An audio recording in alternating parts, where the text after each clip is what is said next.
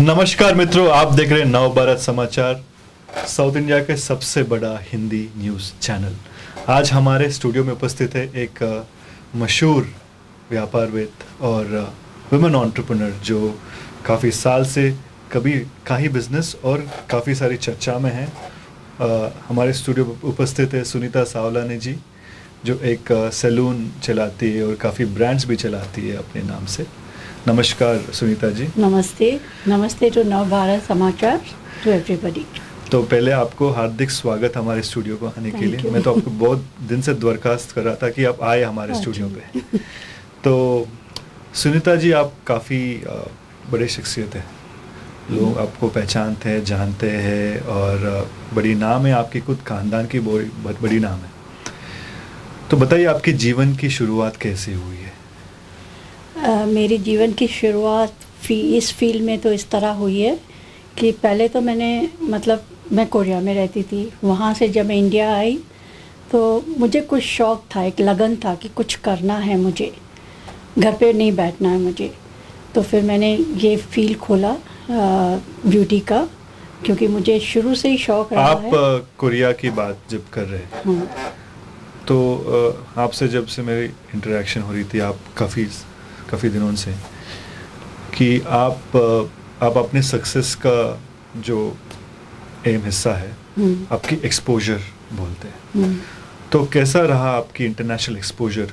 Korea काफ़ी लोग जानते नहीं, हिंदुस्तान में एक नाम कोरिया अलग तरह के नाम से, अलग तरह की विचार से जानते कोरिया को। कैसा था आपका कोरिया का जर्नी? कब गए थे वहाँ पे? मैं कोरिया गई थी 79 में, सितंबर में। वहाँ से मेरी जर्नी शुरू हुई, पहले हांगकांग फिर कोरिया। मेरे लिए तो बहुत ऐसे लग रहा था जैसे कि स्वर्ग में पहुँच गए कोरिया। अच्छा। क्योंकि वहाँ का वेदर इतना कोल्ड है, -20 डिग्री तक जाता है उधर। -20 डिग्री। तो शुरुआत में तो 1-2 महीना मुझे बहुत तकलीफ़ हुई, बिकॉज ठंड बर्दाश्त नहीं होती थी। फिर उसके बाद धीरे धीरे सब ठीक है, क्योंकि वहाँ पे सब घर हीटर्स है। जैसे इधर हमारे सेंट्रल एसी होती है, उधर सेंट्रल हीटर्स होते हैं। तो घर में आप बैठते हो तो कुछ लगता नहीं है, कार में भी जाओ तो हीटर्स होते हैं। हाँ, शुरुआत में थोड़ा हुआ, लेकिन इतना वहाँ पर एडजस्ट हो गए कि वापस मन नहीं कर रहा था इंडिया आने का। तो ये मन नहीं कर रहा था इंडिया आने का, तो इंडिया कैसे आ गए फिर आप? बस अच्छी लाइफ थी वहाँ पे आपका? बहुत अच्छी लाइफ थी, बहुत। तो आपका हस्बैंड का भी अच्छा बिजनेस है वहाँ पे? हाँ। था। तो वजह क्या थी आप हिंदुस्तान लौट आने के लिए? वजह यही थी कि उस टाइम चाइना डेवलप हो रहा था बहुत। चाइना, बैंकॉक, इंडोनेशिया, ये सब हो रहा था। तो कोरिया मार्केट डाउन जा ही रही थी वैसे भी। तो मेरे हस्बैंड ने सोचा पहले। अच्छा, चाइना से पहले कोरियन मार्केट? पहले कोरिया मार्केट था, कोरिया एंड जापान मार्केट था पहले। तो बिजनेस बहुत अच्छा होता था। धीरे धीरे 2000 के बाद बहुत डल हो गया। उसके बाद तो जैसे चाइना का मार्केट खुल गया था, उभरने चले गया था, तो कोरिया का मार्केट भी खत्म हो रहा था। तो बिजनेस भी डाउन होते जा रहा था। तो मेरे हस्बैंड ने सोचा कि उस टाइम मेरी बेटी बहुत छोटी थी, तो उसने बोला मैं सुनीता को हैदराबाद सेटल करके फिर मैं किधर दूर जाता हूँ। अच्छा। 5-6 महीने के लिए। तो कब लौट आना पड़ा आपको हिंदुस्तान को? मैं 1997 में आई हूँ इंडिया। और आते ही आप बिजनेस शुरू करे? नहीं, आते ही मैंने बिजनेस नहीं शुरू किया, बिकॉज मेरे इन-लॉज मेरे साथ रहते थे। पहले तो मेरे इन-लॉज बॉम्बे में रहते थे। जब मैंने अपना घर हैदराबाद में लिया, क्योंकि मेरे पेरेंट्स हैदराबाद में रहते हैं, तो जब मेरा था कि मेरे हस्बैंड को था कि मेरी वाइफ को बॉम्बे में दूर दूर घर रहते हैं। अच्छा। तो अकेला छोड़ना उसको डर लग रहा था, क्योंकि he is a only son now. तो उसको लग रहा था कि मैं अपनी वाइफ को सिक्योर रखूं। यहाँ पे बॉडीगार्ड्स है, जैसे मेरे भाई लोग, मेरी बहनें सब इधर है। होल फैमिली मम्मी साइड की इधर है मेरी। तो फिर उसने इधर मुझे सेटल कराया, मम्मी के सामने घर लेकर दे दिया। And then he said I will go out, I will look after, किधर चाइना में या दुबई में ऑफिस खोलते, देखते क्या करते। फिर 3 साल वो ट्राई करते रहे, लेकिन किधर भी उनको कोरिया छोड़ने के बाद मज़ा नहीं आया। क्योंकि कोरिया लाइफ ऐसे लगता था जैसे हम पैराडाइज में आ गए, स्वर्ग में आ गए एक, ऐसे है। अब जो आदमी वहाँ रह चुका है वो किधर भी काम नहीं कर सकेगा, क्योंकि बहुत मुश्किल है, उनको बहुत मुश्किलों से निकलना पड़ रहा था उधर। तो कहते हैं कि necessity is the mother of all inventions. तो आपका ये जीवन का जो सफ़र है, जैसे आपका एक सफ़र हो गया, आपका कोरिया का सफ़र हो गया, तो ये दूसरी पड़ाव, आपकी जीवन की दूसरी पड़ाव, जो ये पड़ाव अभी फ़िलहाल आप चालू रखे हैं, तो ये कब शुरू हुआ था? ये मैंने एक्चुअली, मुझे शौक़ था कि मैं कुछ ना कुछ करूं, घर पे नहीं बैठना है मुझे। फिर मेरे 2-3 कोरियन फ्रेंड्स भी थे, वो लोग भी मुझे हमेशा यही कहते थे कि जब एक चीज़ नहीं चल रही है तो दूसरा द्वार हो जाती है, तो दूसरा द्वार खुल जाता है। तुम्हारे में टैलेंट है तो तुम क्यों नहीं शुरू करते हो। लेकिन मेरे हस्बैंड और इन लॉज को मंजूर नहीं था ये, कि बिकॉज हमेशा मैं एक हाउस वाइफ रही हूँ। कोरिया में भी मैं लाइक इंडियन कम्युनिटी में, मैं वहाँ की सेक्रेटरी थी इंडियन कम्युनिटी की, तो ऑल द टाइम मेरा इंडियन एम्बेसी से उठना बैठना था, सोशल वर्क करती थी उधर। तो मेरे लिए वो लोग ये अलाउ नहीं कर रहे थे कि बिज़नेस शुरू करो मेरा, लेकिन मुझे शौक़ था, मुझे घर पे नहीं बैठना है। तो मेरे कोरियन फ्रेंड्स ने मुझे हेल्प किया, तो बोला तुम एक ही चीज़ शुरू करो, फेशियल्स, कोरियन फेशियल्स। और वो लोग मुझे वहाँ से क्रीम भेजते थे और मैंने एक फेशियल से शुरू किया अपने घर से। That was in 99। सोसाइटी में एक दायरा रहता है लोगों के दिमाग में कि ये चीज़ गलत है और ये चीज़ सही है, तो ये अपने आप बना लेते हैं, अपने आप बना लेते। जैसे तो मैंने अभी फिलहाल हैदराबाद बड़ा शहर है, उभर के आया है और अन्य सिटी से चुनकर उनकी चुनौती लगा के आगे जा रहे हैं। राइट, हाँ। 90s की बात, जब मैं तो बच्चा था वो टाइम पे, तो वो ज़माना कैसा था, लोगों के राय कैसे थे आपके ऊपर? मतलब एक औरत अपने आप एक पार्लर चला रही है, सैलून चला रही है और वो ये काम कर रही है, तो आपको कोई दिक्कत ऐसा हुआ कि लोग आपको देखने के नज़रिया अलग है लोगों? नहीं, दिक्कत तो इतना नहीं हुआ, लेकिन मेरे इन लॉज साइड और मेरे पेरेंट्स साइड को अच्छा नहीं लग रहा था कि हमारी बेटी काम करे, हमारी बहू काम करे। लेकिन मुझे शौक़ था करना है, तो मैंने शुरू कर दिया बिना किसी पूछे। ना मैंने इन लॉज से पूछा, ना मैंने अपने पेरेंट्स से पूछा। मैंने एक फेशियल करना, जैसे मुझे कोरियन फ्रेंड्स ने मुझे बताया कि तुम पहले अपना फेशियल ही शुरू कर लो, जो तुम्हारे में टैलेंट है। तो मुझे 2-3 क्रीम्स जमा हो गई, क्योंकि वहाँ पर तो हमारा टच होता था, कोई ना कोई आता ही रहता था एवरी मंथ। तो मुझे वहाँ के क्रीम्स मिल गए और मैंने अपने घर से शुरू किया एक फेशियल करना, that also once in a week. मजाक, हाँ, ऐसे ही लाइक चलो कुछ करते हैं, कि कुछ प्रैक्टिस करते हैं, कुछ हो जाएगा। एक शौक होता था उस टाइम, तो शुरू में मैं किसी से पैसे भी नहीं लेती थी, क्योंकि माय हस्बैंड वाज वेल्दी, बहुत इनफ मुझे पैसा हाथ में देते थे, तो इतनी ज़रूरत नहीं पड़ती थी। बट एक शौक़ था कि कुछ करे। तो मैंने एक फेशियल से 1 वीक में शुरू किया, फिर 2 हुआ, फिर 3 होते गए, क्योंकि लोगों को अच्छा लगने लगा था मेरा फेशियल। ऐसे करते करते करते मैं डेली 2 या 3 करती थी फेशियल घर पे। देन आई सेड कि अभी ये हो गया। देन 2000 में मैंने अपना पार्लर खोला रोड नंबर 10 पे, क्रेफ पार्लर। तो आप पार्लर से पहले आपका भी एक छोटा सा जर्नी था, तो आप बताइए वो जर्नी। आप एक बुटीक भी खुले थे? हाँ, मैंने 98 में बुटीक खोला था, चिराग गली लेन में। अच्छा, क्योंकि काफ़ी मशहूर गली है हैदराबाद में। हाँ, क्योंकि मैं I am a master in tailor, I know A to Z tailoring का। तो मेरी मम्मी कहती थी अगर तुमको करना है जिसमें आप मास्टर है, जिसमें आप डिप्लोमा ले चुके हो, आप वो क्यों नहीं करते हो? तो मैंने शुरू किया, लेकिन मेरा इंटरेस्ट नहीं होता था उसमें। करती थी, ऐसे लगता था ओके टाइम पास, तो फिर मैंने 1 साल उधर रही, लेकिन मुझे समझ में नहीं आया, क्योंकि 18 ईयर्स कोरिया में रहकर इंडिया में आके, वो भी चिराग गली में मैं आ गई, तो मुझे समझ में नहीं आ रहा था लोगों का। तो ऐसे नहीं, this is not my bread butter and I don't want to go, ये लाइन में मुझे नहीं जाना है। फिर मैंने वो बंद करा दिया। लॉसेस भी हुआ, बट मैंने बंद कर दिया वो पार्लर स्टूडियो बुटीक। तो फिर आप उसके बाद उसके बाद 2-3 महीना मैं घर पे थी। फिर मुझे दिमाग चलने लगा कि बैठ के क्या करें, क्योंकि मुझे ज़्यादा लेडीज़ के जैसा बैठ के गॉसिपिंग करना ये मुझे नहीं पसंद है बिल्कुल, वो भी नहीं करना है। और इन लॉज भी साथ में थे, उनका थिंकिंग मेरा थिंकिंग डे एंड नाइट का फ़र्क था।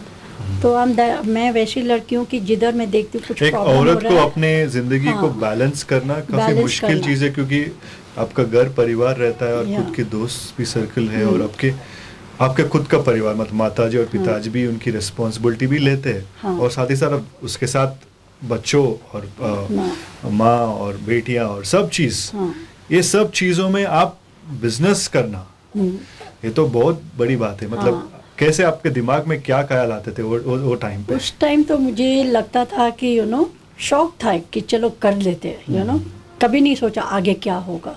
चलो ठीक है, जैसा बुटीक में मैंने नुकसान पहना बंद कर दिया तो बोली चलो ठीक है ट्राई मारते हैं। बट ऑलवेज मेरे को एक दिमाग में था कि God is there, he will help me, बस।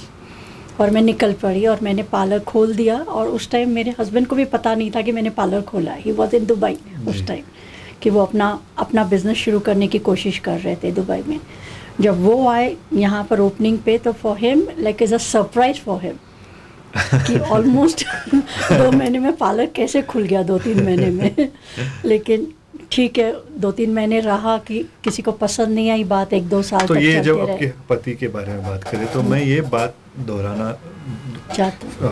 आपसे पूछना चाहता हूँ कि आप कैसा सपोर्ट रहा आपका पति का आपके पहले 1-2 साल तो सबको नाराज़गी थी कि उनको लग रहा था कि हम आपको फीड नहीं कर सक रहे या खिला नहीं सक रहे, क्यों आप काम करना चाह रहे हैं। मर्द की ईगो, हाँ कि हम आपको सब कुछ तो प्रोवाइड कर रहे हैं। लेकिन वो उस टाइम मेरा बचपना भी बोल दो या क्या, लेकिन एक शौक था, एक लगन था, जिद भी था, लगन भी था कि कुछ करना है। और फिर मेरे कोरियन फ्रेंड्स ने दिमाग में डाल दिया कि सुनीता घर पे नहीं बैठना है। और यहाँ के लोगों का भी थोड़ा मेंटालिटी अलग था। मैं थोड़ा ओपन माइंडेड की थी बहुत, तो मैंने चलो करते हैं, ज़्यादा में ज़्यादा क्या होगा, तो मैंने शुरू किया था पार्लर। 2 साल हस्बैंड का था, लेकिन उसके बाद touchwood he has help me a lot, बहुत मेरे सपोर्ट किया उसने। देखता हूँ उनके हर आपके एक ओकेशन में उनकी साथ सहायता भी है। तो कैसी रही आपकी ये 20 साल की अनुभूति? आप जैसे बहुत अच्छी लगी, मज़ा भी आता था। एक एक कस्टमर से मिलते हैं, हर एक का नेचर देखते हैं, ऐसे लगता था कि हर एक रोज़ मुझे एक चीज़ सीखने को मिल रही है हर एक आदमी से। लेडीज़ भी आते थे, कोई हर एक लेडीज़ अपनी अपनी राय देकर जाता था कि कौन कैसे है, हर एक टिप्पणी देकर जाता था। कभी फेशियल करते थे, तारीफ़ करता था, तो मुझे बहुत प्राउड फील होता था कि मैंने कुछ किया है बोलकर। पहले 3 साल तो बहुत मैंने हार्ड वर्क किया, क्योंकि अपना नाम जमाने के लिए मार्केट में। लेकिन उसके बाद टचवुड भगवान ने इतना वो किया कि वर्ड टू माउथ फैलते गया वो बात सबको, और अपने आप ही कस्टमर्स आते गए। तो मैं दर्शकों को ये बता दूं कि सुनीता जी के बारे में मैं 2000 के दशक में बहुत सुनता था आपके नाम, क्योंकि आप हर एक मैगजीन में आपकी सैलून का नाम दिखता था और आपकी आर्टिकल छपती थी वो टाइम पे। तो जब मैं आपसे खुद मिला था, मैं तो खुद अपने आप में एक अच्छी महसूस कर रहा था कि हाँ, मैं एक अच्छी बड़ी औरत से मिला हूँ, जो मैं एक when you see start growing up, you start to look up to somebody, वो टाइप का। तो कितने लोग आप बता रहे थे कि आपके कई लोग से आपको सीखने में मिला है, फीडबैक मिला है, या कस्टमर हो सके या कई और लोग हो सके। तो आपके साथ आप तो एक पॉश इलाके में आपका बिजनेस चलाते हैं, मतलब हैदराबाद में सबसे बड़ा पॉश इलाका हो सकता है, जब बंजारा हिल्स की जो जगह है, राइट। तो वहाँ पे चलाना एक बड़ी चुनौती है, वो जगह में टिक रहना ही बहुत बड़ी चुनौती है। तो वो जगह बहुत फेमस है सेलिब्रिटी लोगों के लिए, मतलब टॉलीवुड हो सके या बड़े बिजनेसमैन होते। तो आपको कैसी अनुभूति रही टॉलीवुड लोगों के साथ? वही मैंने आपको बोला ना, एक आदमी से मैंने सीखा है कि इंसान कैसा। बिकॉज जब तक मैं कोरिया में थी, मुझे लगता था आई वॉज बेबी, बच्चों के जैसे, क्योंकि पैम्पर्ड थी उधर बहुत, हस्बैंड की तरफ से भी, अपने फ्रेंड्स के साथ तरफ से भी। वहाँ पर इतना हम लोग का ग्रुप अच्छा होता था कि कभी कुछ फील ही नहीं, इवन हम अपने पेरेंट्स को भी नहीं मिस करते थे। इतना हमको वहाँ पे इतना हेल्प मिलता था, एक दूसरे को सपोर्ट करते थे हम लोग।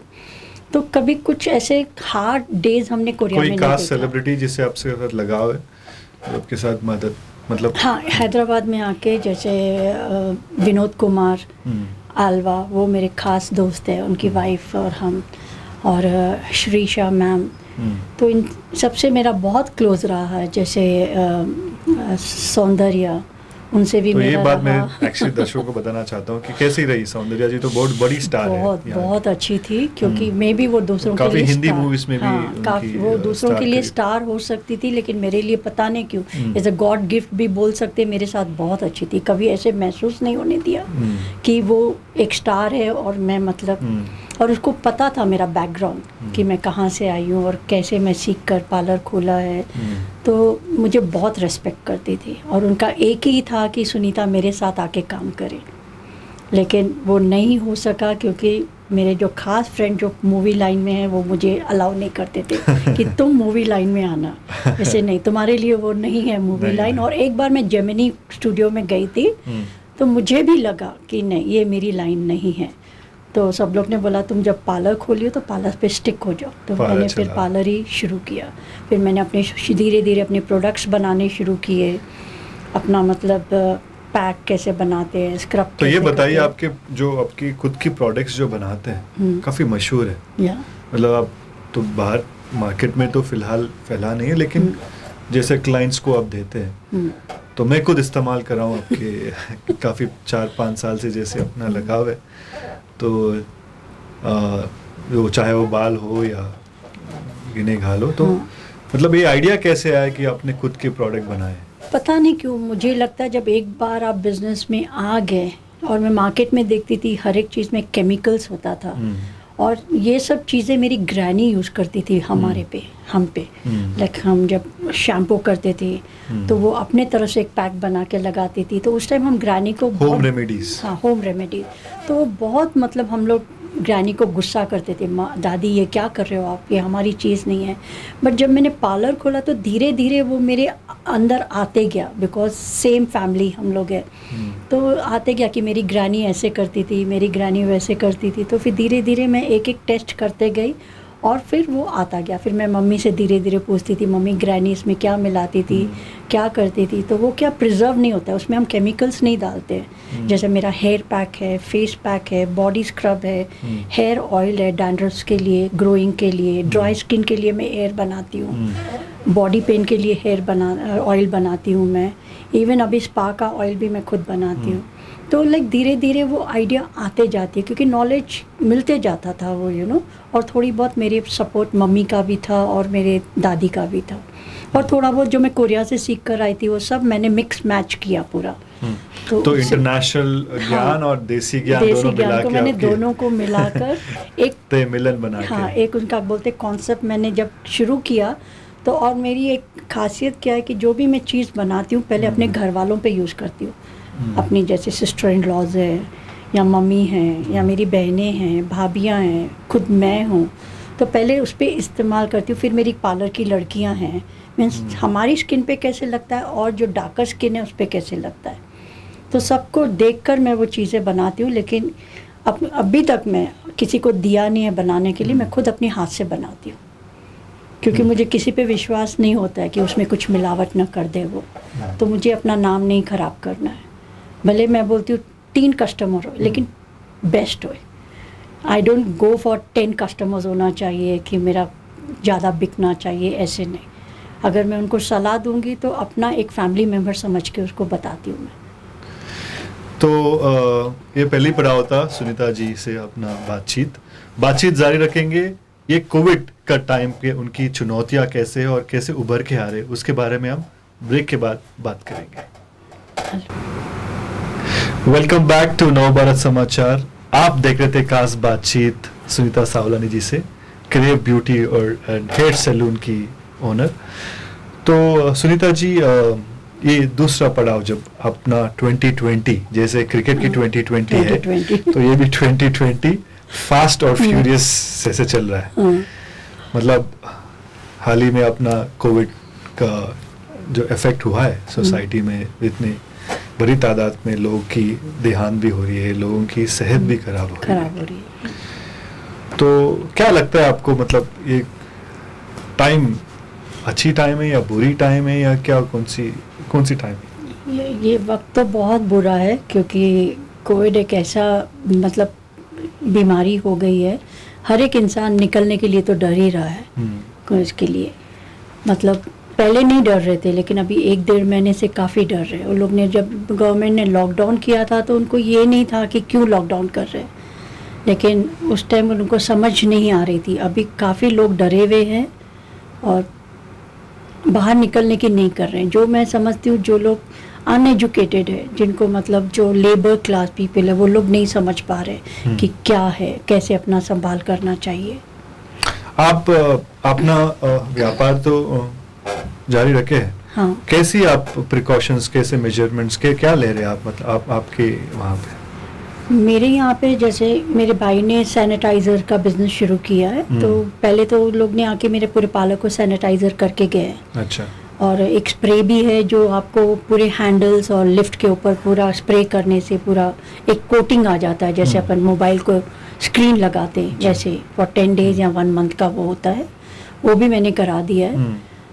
सब कुछ करने के बाद भी मैं जैसे मेरे कस्टमर्स पहले आते थे, अभी भी वो लोग आने के लिए डर रहे हैं, लेकिन फिर भी रोज 2-3 कस्टमर आते ही हैं। तो मैं पर्सनली उनका टेक केयर करती हूँ, उनको पहले सैनिटाइजर करके और उनका टेम्परेचर देखकर। इवन एक फॉर्म है जो गवर्नमेंट के थ्रू हमको मिला है, तो उसमें हम लोग उनकी डिटेल्स लेते हैं कि आप 40 डेज तक कहाँ गए थे, आपका लास्ट विजिट कहाँ था, और आप को फीवर आया है या नहीं, मतलब टेम्परेचर भी देखते हैं, और प्लस हम उनकी सिग्नेचर के साथ फॉर्म भी भरा लेते हैं उनसे, कि कल के दिन हमको आंसरेबल हुए तो हमको वो फॉर्म दिखा के गवर्नमेंट को हम बता सकते हैं। तो फॉर्म आपसे मिला है गवर्नमेंट के साथ? हाँ, एक्चुअली मेरी बहन है, डेंटिस्ट है, उसको मिला था, तो उसने मुझे पास किया, और मैंने फिर इधर से ट्रेड लाइसेंस ऑफिस से मैंने पूछा एक आदमी से, तो बोला मैडम आप रखोगे तो बहुत अच्छा है।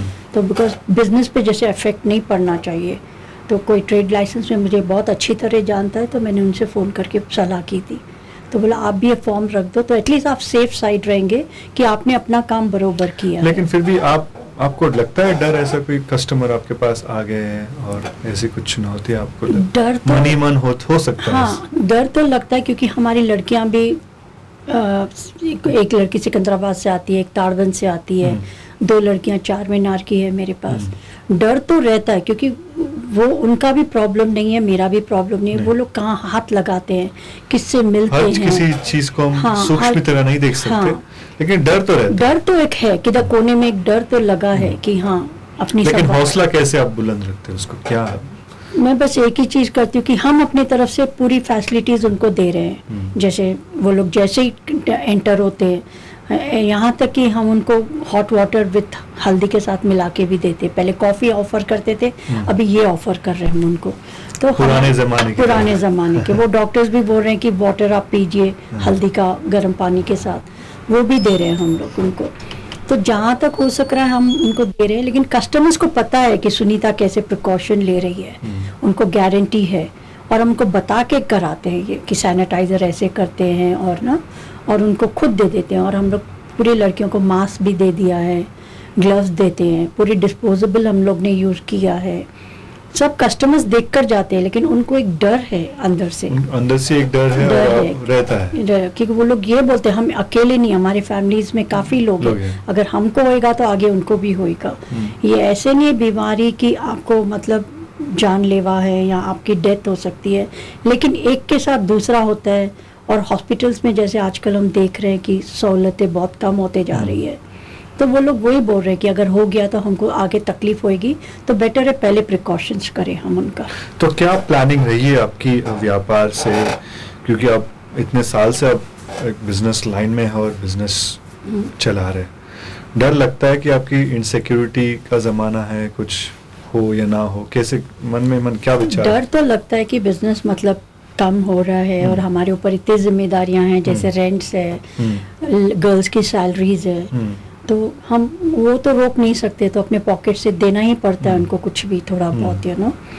डर, हर एक चीज़ का डर लगा रहता है, लेकिन एक हिम्मत करके हम मार्केट में बैठे हैं कि ठीक है, हम किसी को टच नहीं आज करते नहीं तो कल। हाँ, किसी को टच नहीं करते, बाहर से कुछ मंगाते नहीं है, जो भी है घर होममेड करते हम लोग। तो ये सब प्रिकॉशंस ले रहे हैं, और आगे भगवान है। ऊपर भगवान है, नीचे इंसान है। नीचे इंसान है। तो तो आजकल के दौर ऐसा दौर चल रहा है कि काफ़ी हम युवा पीढ़ी काफ़ी समस्या से जुड़ के रही है, मेंटल प्रेशर समझ ले या परफॉर्मेंस प्रेशर समझ ले या कई अन्य समस्या से जुड़ के रही है। आप एक खुद बेटी की माँ है और काफ़ी एक्सपीरियंस्ड रह चुके, आप इतने शहर घूम चुके, इतने इंटरनेशनली इतना एक्सपोजर है आपके पास। सो डिप्रेशन की मामला काफ़ी सुनने में आ रहा है और ये दौर पे पिछले 3-4 महीने से काफ़ी लोगों के साथ ऐसे बर्ताव भी चल रहा है डिप्रेशन के चलते हुए। क्या राय देना चाह रहे हैं आप युवा पीढ़ियों को? मैं यही राय देना चाह रही हूँ कि डिफ़िकल्ट टाइम है, उसको तो हंस के भी निकालो या रोक के भी निकालो, निकालना तो है। बस एक ही बात है कि अपना टेक केयर करें, बाहर जाते हो तो सैनिटाइज़र हाथ में रख लें, बाहर का खाना मत खाइए, जितना हो सकता है प्रिकॉशंस लीजिए। हाँ, मुश्किल का है टाइम, ये हम भी मानते हैं, हम भी घर से निकलते तो हमको भी लगता है, तो हम लोग ने यही किया है कि कार में भी सैनिटाइज़र रख दिया है, पार्लर्स पे भी रखा है, घर से निकलते हैं तो भी रखते हैं, घर पे जाते हैं तो भी सैनिटाइज़र करते हैं और शावर करते हैं।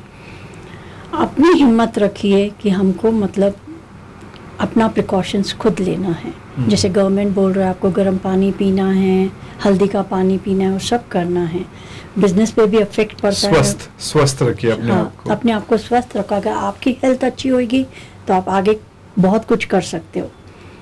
और ये जो टाइम आ रहा है, कुछ बोल नहीं सकते कब किसको क्या हो रहा है, अपने हाथ में नहीं है ये, लेकिन अपने हाथ में एक है कि अपना टेक केयर कीजिए बस। कैसे देखते हैं आपको हिंदुस्तान का जो फ्यूचर है? जैसे आप जब 70 के दशक में हिंदुस्तान छोड़ा और आज के दशक के हिंदुस्तान में क्या फर्क अंतर लगता है आपको? क्या हम उभर के आए देश के नाते या नहीं? काफ़ी हमारे हिंदुस्तान भाई बहन बहुत मतलब सपोर्टिव है, हर एक बात को समझते हैं, सब कुछ करती है। जो मैं हिंदुस्तान पहले देख रही थी, आज देख रही हूँ, आज हमारा हिंदुस्तान हर कोने कोने में मशहूर है। पहले जैसे मैं जब गई थी यहाँ से तो हम लोग बोलते थे कि आई एम फ्रॉम हैदराबाद, तो उनको ये पता नहीं था कि हैदराबाद है किधर, इंडिया में हैदराबाद भी है बोलकर। लेकिन आज जब मैं हैदराबाद किसी को बोलती हूँ तो एक मतलब माना हुआ शहर है, लोग पहचानते हैं। और आजकल यहाँ पर भी लोग काफ़ी डिफरेंस है उसमें मैं देख सकती हूँ। तो आज हमारा हिंदुस्तान इंटरनेशनल लेवल पे खड़ा है, पहले मतलब इतना नहीं था डिफरेंस, आजकल तो। ये श्रेय किसको जाता है हिंदुस्तान की जो बदलती हुई हिंदुस्तान है? जैसे आप कोरिया गए थे और कोरिया से वापस हिंदुस्तान लोग, ऐसे काफ़ी भारतीय लोग जैसे आप जैसे लोग जो लौट के आ रहे हैं और भारत को एक नई दिशा और दिशा दे रहे हैं। तो ये अच्छी चीज़ है जो हो रहा है, जो बहुत अच्छी चीज़ है, क्योंकि वो लोग बहुत अवेयर हो गए। पहले वो लोग क्या थे, कभी कभी घूमने नहीं जाते थे फैमिली के साथ। आजकल मैं देख रही हूँ कि हर एक फैमिली में, पहले क्या था, कमाते 10 रुपए थे और जमा 8 रुपए करते थे और स्पेंड 2 रुपीज़ करते थे। आजकल जो नवी पीढ़ी आई है वो बोलते हैं क्यों हम करें, हमारे बच्चे अपना फ्यूचर खुद बनाएंगे। तो अभी काफ़ी साल से, पिछले 5 से 10 साल से इंडिया का बहुत चर्चा चल रहा है। दुनिया भर में काफ़ी लोग हिंदुस्तान लौट के आ रहे, जैसे आप 90 के दशक में लौट आए हिंदुस्तान को, और भी काफ़ी लोग अभी हिंदुस्तान लौट के आके यहाँ पे एक व्यापार या कुछ अन्य चीज़ कर रहे हैं। ये समझते हैं कि अच्छी चीज़ है? ये तो बहुत अच्छी चीज़ है कि अपना भारत आगे बढ़ रहा है, इंडिया, और इंडिया को मतलब इवन पब्लिक भी सपोर्ट कर रही है, क्योंकि वो किधर भी बाहर अभी जाते हैं, इंटरनेशनल घूमने जाते हैं किधर भी, तो उनको इंडिया मतलब वो लोग इतने खुश होते हैं इंडिया का नाम सुनकर। पहले जितना नाम नहीं था, आजकल हर कोने में, इवन आप बाहर फॉरेन कंट्री में भी जाओ, हर विलेजेस में भी दे नो कि इंडिया क्या है, अभी मोदी क्या है अपना। तो ये जब हम सुनते हैं तो हमको बहुत प्राउड फील होता है या कि हम इंडियन हैं बोलकर। तो आपको अन्य देश घूम के आ रहे हैं, तो काफ़ी हर साल आप कहीं ना कहीं आप विदेश जाते हैं वेकेशन बनाने के। आपको लोगों को लगता है कि हमारे ऊपर वो नज़रिया, पहले जैसे नज़रिया अभी बदल गया, थोड़ा नज़रिया अच्छा हुआ है? बहुत अच्छा हुआ है, बहुत अच्छा। जो हमको रिस्पेक्ट मिलती है, हम बाहर जाते हैं इंडियन करके वो लोग पीछे आते हैं, तो हमको बहुत अच्छा लगता है। और हमारे इंडिया में क्या नहीं है, सब कुछ है। मुझे तो लगता है इंडिया अगर अपनी मेहनत करे और तो वो पूरी दुनिया को पीछे छोड़ सकती है। इतनी उनकी वैरायटी है, इंडियन प्रोडक्ट्स इतने अच्छे हैं, यू नो, आयुर्वेदिक है, होम्योपैथिक है। तो आजकल मैं देख रही हूँ कि हमारे बाहर के मुल्क दे आर यूजिंग अपनी चीज़ें यूज़ कर रहे हैं, तो हम हिंदुस्तान होकर हम क्यों नहीं अपनी चीज़ें यूज़ करें? वो तो राइट है, हमको करना ही पड़ेगा हिंदुस्तान के लिए। तो पहला एक दशक था जब लोगों को फॉरेन जाना है, फॉरेन की कपड़े यूज करना है, फॉरेन की चीज इस्तेमाल करने की एक माइंडसेट होती थी। अभी आपको दिखता है कि लोग बदल रहे, वो सोच बदल के नई सोच आ रही है लोगों में कि अपने खुद का चीज, जैसे मेक इन इंडिया हो सके या मेड इन इंडिया प्रोडक्ट्स, जैसे गवर्नमेंट के साथ चल रहा है इतने प्रोडक्ट्स बनाने का और खुद के बिजनेस चलने का प्रोजेक्ट्स जो बन रहा है, उससे कोई बदलाव आया है अब लोगों में? आ रहा है। मैं तो देख रही हूँ काफ़ी इंडियंस का ना, उनको पता चल रहा है कि हमारे इंडिया में भी हम सब कुछ मतलब बना के अपनी चीज़ें यूज़ कर सकते हैं। लेकिन अभी तक उतने लोग नहीं यूज़ कर रहे, क्योंकि लोग जब फॉरेन कंट्री घूमने जाते हैं वो वहाँ की चीज़ें लेकर आते हैं, तो लोग उसमें ही खुश हो जाते हैं। लेकिन मुझे चाहिए कि वो इंडिया की चीज़ें यूज़ करें। जब इंडिया की चीज़ें यूज़ करेंगे तो बाहर की चीज़ों से कंपेयर वो लोग मतलब करते हैं, लेकिन हमारी इंडिया की चीज़ें उनसे बेहतर है। कोई खास दरख्वास्त आपको गवर्नमेंट से अपने मीडिया के तौर से कोई निवेदन किया व्यापार की तरफ से या व्यापारी होने की तरह से या एक वुमेन एंटरप्रेन्योर होने के नाते से, कौन सी आपकी कोई है कुछ खास दरख्वास्त? मैं एक ही चीज़ कहूँगी, ये हार्ड टाइम आया है अपना, तो अपने को हंस के झेलना है, क्योंकि ये किसी की गलती नहीं है। ये तो हर एक दुनिया में मतलब पूरे वर्ल्ड में ये प्रॉब्लम फैले हुए है। तो हंस के कीजिए, टाइम अच्छा आएगा। 2020 अपना अच्छा नहीं है, लेकिन उसको भी हंस के करेंगे तो वो भी आगे गुजर जाएगा। जिधर खुशी रहती है उधर गम भी रहता है। तो बस be Indian and buy Indian. आप बी इंडियन बाय इंडियन, तो आप बताइए आपकी इंडियन तौर तरीके, आपका डेली रूटीन कहाँ से शुरू होता है? ये खासकर ये कोविड के टाइम पे। कोविड के टाइम पे मैंने तो एक ही चीज़ की है कि आपके अफर्मेशंस काफ़ी मशहूर है, जैसे मैंने बहुत लोगों से सुना हो आपके अफर्मेशंस। आप कभी लोगों को सलाह भी देते हैं, सराहना भी देते हैं, तो कैसे आए ये, मतलब अफर्मेशंस का कॉन्सेप्ट कहाँ से निकल गया है? ये अफर्मेशन का मुझे 9 to 10 years हुए हैं मैं इस अफर्मेशन में आई हूँ। अफर्मेशन करने से सिर्फ एक ही चीज़ होती है, इट्स लाइक अ मेडिटेशन है वो। अफर्मेशन जब आप करते हो तो आपको अपने मन की शांति मिलती है। हर एक चीज़ में आप अपनी एक खुशी देखते हो, उसमें कुछ दुख होता है लेकिन उसमें भी एक पावर आ जाता है अपने को कि अफर्मेशन करने से आपको एक सक्सेस भी मिलता है। मेरा जब लॉकडाउन शुरू हुआ था, जब 2 months का लॉकडाउन था, मुझे पहले दिल में आया था कि ये टाइम कैसे पास होएगा, लेकिन आई डोंट नो वो मुझे कहाँ से एक बोलते हैं एक पावर आ गया था, पावर ऑफ एनर्जी आ गया था कि मैंने जो चीज़ें नहीं की थी इतने टाइम से, मैंने उतना ही मतलब अपना टाइम पूरा मेडिटेशन पे दिया और अफर्मेशन पे किया। और यही बोलती थी कि बस जो भी है हर एक को भगवान खुश रखे। और सच्ची भी मुझे मेरा टाइम कैसे पास हो गया मुझे खुद पता नहीं है। 2 महीने मुझे पहले लग रहा था कि बीइंग अ वर्किंग लेडी मैं घर पे कैसे बैठूंगी, यू नो, लेकिन रियली आई एम ब्लेस्ड। तो हमारे ऑडियंस के लिए आपका एक अफर्मेशन, सब लोगों के लिए बस एक ही चीज़ रखिए कि व्हेनेवर यू आर लाइक, कुछ भी हो, गम हो या खुशी हो, अपने आप को खुश रखो और एक ही चीज़ अपने यूनिवर्स को बोलते रहिए कि थैंक यू, क्योंकि वो हमको इतनी चीज़ें दिया है, अगर हम उसका शुक्रिया अदा नहीं करेंगे तो आगे हमको यूनिवर्स नहीं देगा। बस मैं तो दिन रात उठते बैठते थैंक यू यूनिवर्स करती हूँ और एक 4 वर्ड्स हमेशा बोलती हूँ, I am sorry, please forgive me, thank you and I love you. ये इसमें हर एक चीज़ आ जाती है, आप करके देखिए और आजमा के देखिए। मैंने तो बहुत आजमाया। आई एम सॉरी, अच्छा, please forgive me, thank you and I love you. सब लोगों के लिए, सब लोगों के लिए। इसमें ये नहीं कि हिंदू मुस्लिम कुछ नहीं है, ना इसमें कोई भगवान है, ना खुदा है, ना कोई क्रिश्चियनिटी है। बस ये बोलिए, इसके लिए बहुत है और आप करके देखिए और एवरी डे कम से कम 51 टाइम्स बोलिए और आप देखिए आपको क्या फील होता है। सुबह को उठिए ये बोलिए, आफ्टरनून जब भी कर आप बैठे हो ये 4 वर्ड्स बोलिए, रात को सोते भी हो तो थैंक यू करके सोइए और आप अपने आप ही चेंजेस देखोगे और मुझे बताओगे आप। तो सुनीता जी थैंक यू, आप हमारे स्टूडियो पे आए। Thank you to all of them जो हमारे इस प्रोग्राम को दशा और दिशा दे रहे। सभी भारत समाचार को मेरा बहुत बहुत धन्यवाद है, और सब दर्शकों को जो भी देख रहे हैं, God bless you. I am sorry, please forgive me, thank you and I love you. तो ये थे हमारे साथ मशहूर business women, crave business beauty और हेयर सैलून और वेलनेस सेंटर की ओनर सुनीता सावलानी। उनकी जर्नी, मतलब उनकी कैसी पड़ाव रह चुकी है, उतर चढ़ाव के बारे में डिस्कस, अन्य चीज़ों के बारे में डिस्कस करते हुए भी, और एक पॉजिटिव सा चेहरा लगा के हमारे स्टूडियो में उनकी खास बातचीत चली थी।